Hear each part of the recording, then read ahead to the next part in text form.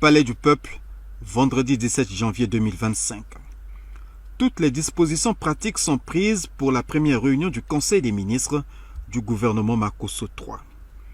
Dans l'historique enceinte, le temps semble clément, sous un ciel brazzavillois de plus en plus exposé à la menace d'une nouvelle pluie après celle des premières heures de la matinée. Pour ce qui est convenu d'être appelé rentrée gouvernementale, l'exécutif affiche quasiment complet.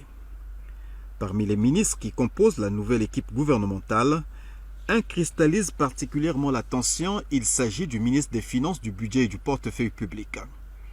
Christian Yoka est très conscient de l'ampleur de la situation à gérer et des exigences qui s'y rapportent. C'est un immense honneur pour moi que d'être là. Une fois encore, servir son pays est une noble responsabilité. La situation de la zone aujourd'hui est extrêmement tourmentée. Nous allons faire face, prendre nos responsabilités. Notre première tâche sera de restaurer la crédibilité économique et financière de l'État. Il nous faut faire un effort sur la maîtrise de nos dépenses, maximiser les recettes et travailler à une maîtrise de notre endettement. C'est l'engagement et le sens du travail qui sera le mien. Deux ministres délégués chargés de la décentralisation et du développement local, dans le précédent gouvernement, Juste Mondele devient dans l'actuelle équipe ministre de l'assainissement urbain, du développement local et de l'entretien routier. Dans ses nouvelles responsabilités, il compte notamment sur les populations. C'est un défi partagé avec le gouvernement, les ONG, mais avant tout les populations aussi. Tout est prioritaire.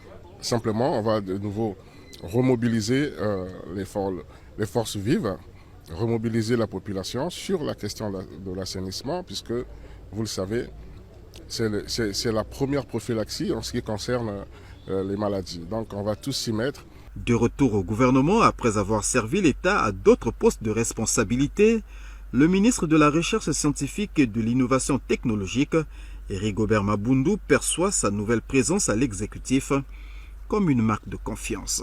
Les ambitions d'un ministère comme celui de la Recherche scientifique et de l'Innovation technologique sont connues. Mais pour l'heure, nous allons nous concentrer sur la feuille de route que le président a donnée, avant que nous voyions individuellement qu'est-ce qu'on peut projeter pour l'avenir. Les ministres nouvellement nommés, notamment Christian Yoka aux finances et Rigobert Mabundu à la recherche scientifique, prennent part à ce conseil des ministres qui examine plusieurs affaires sous l'autorité du président de la République, Denis Sassou Nguesso.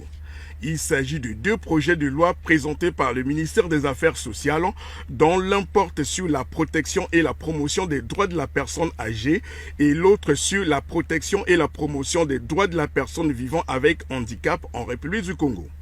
Au titre du ministère de l'économie fluviale, l'attention des membres du gouvernement est focalisée sur le projet de décret portant approbation des statuts du port autonome de Brazzaville et port secondaire, mais aussi sur celui portant approbation des statuts du port autonome d'Oyo.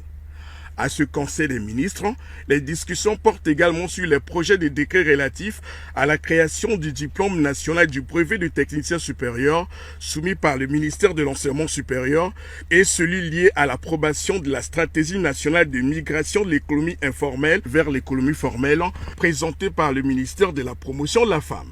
À noter que ce Conseil des ministres, le premier de l'année 2025, pourrait être l'occasion pour le chef de l'État d'appeler les membres du gouvernement à plus d'efficacité et à l'obligation des résultats face aux nombreux défis auxquels le Congo est appelé à relever au cours des 12 prochains mois.